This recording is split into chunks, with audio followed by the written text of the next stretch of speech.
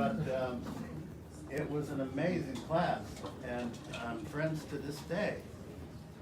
They became my infrastructure, my social life, my understanding of the city and show business and the insanity and the competition and the need for support and friends and love. And they became my support network, all because of this guy right here and his charismatic magnetism that drew us all to that class. And we adored him, and all the women adored him. Not just Pat, not just Anita, but he would get deep tissue back rubs from Pat's skin while we were on stage. And we'd go like, how does he manage to do that? Why can't she give us deep tissue back like she gives Howard? Because Howard's not a quitter. That's an inside joke. He's going to have to tell it to you, or better yet, read the book. But no, women loved him, we loved him. And I remember saying to him, after all these years of stories, you got to get this stuff down on paper.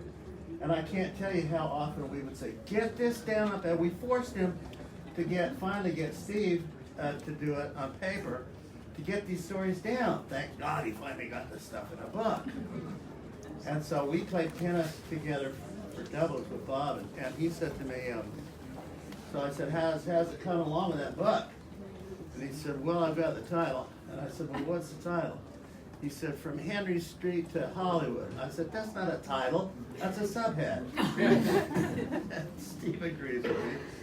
He said, well, what do you mean by a title? And I said, well, I don't know, something like An Imperfect Storm. And he went with it. Well, that was my little contribution to the literary works of Howard Storm. But he left us these stories, and they are fantastic. And in the beginning of our friendship, it was just more like friendship story. When I went through major league psychological depression when I gave up alcohol, and he was there for me. And oh my God, did he bring me back out into the world again after that. And I remember Patricia would have lunches with us too as well. Even when she wore that eye patch, I think she told me because she only had to get to see Howard at the time.